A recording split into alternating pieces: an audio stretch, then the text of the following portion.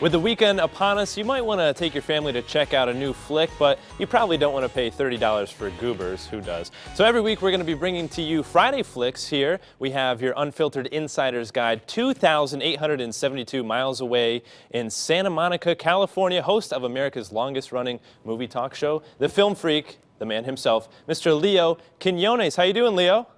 Ryan, great to hear from you, buddy. Thanks thanks so much for joining us here today. Of course, we go way back, so I'm happy that you can join us here every week on CT Style. So let's get right into it. You're going to give us a little preview on American Sniper. What's up with that?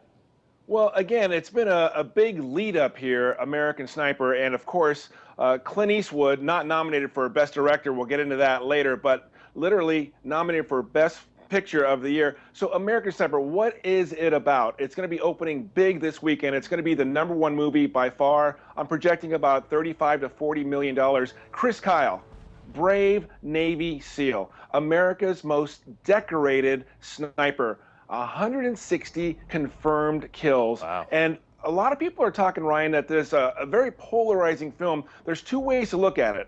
There's a simplistic rah, rah, rah, let's shoot 'em up, or the PTSD,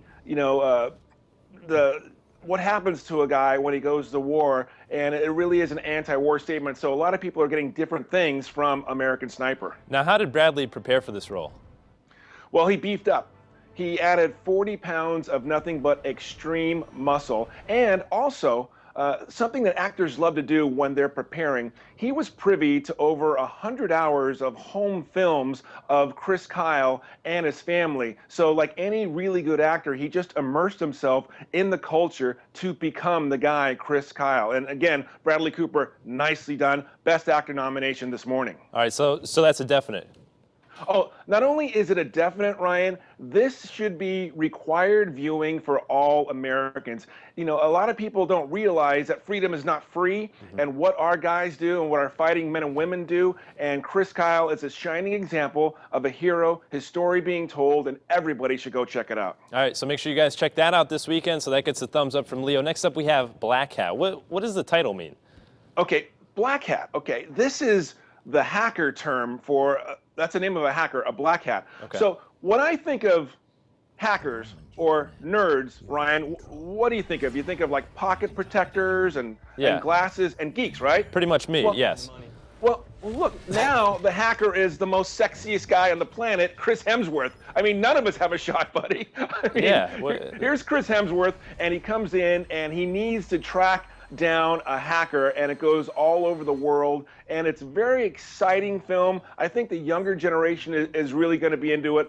It does have some flaws. It's not perfect, but again, it's nice to see Chris Hemsworth without the long blonde hair and the big hammer from Thor.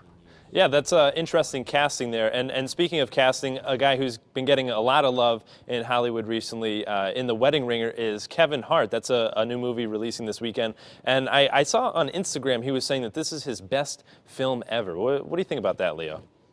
Kevin Hart reminds me of one of my idols back in the early 80s when Eddie Murphy, every movie that he did was just huge, Ryan. I wanted to be Eddie Murphy. No one made me laugh like Eddie Murphy from Beverly Hills Cop and 48 Hours and all the things that he did.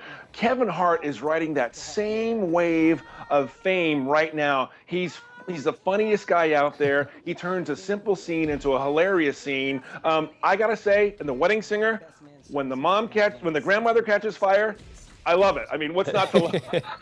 Yeah, Kevin Hart's a very funny guy. I'm personally going to check that one out this weekend, so hopefully you guys can as well. And it's rated R. And next up, I believe this one is a little bit more serious. We have Paddington, and you're going to see that on Tuesday, right? No. Here's the deal. Paddington. Didn't grow up reading Paddington books. This is the book from 1958. But I have to tell you, I saw this movie, and I saw it on Tuesday night, and I was so surprised, so moved. Rarely have I seen such a perfect movie for an entire family. This is great family entertainment. This bear is from a Peruvian forest. He ends up in London. He ends up with a family.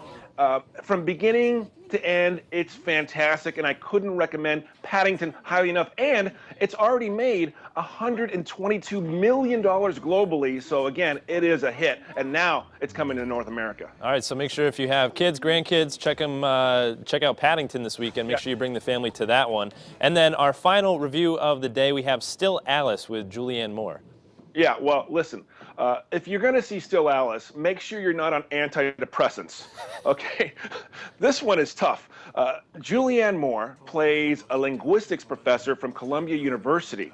So what happens to her? She has the beginnings of Alzheimer's disease, and you see her deteriorate right on screen. It's an amazing portrayal. She got a Best Actress nomination.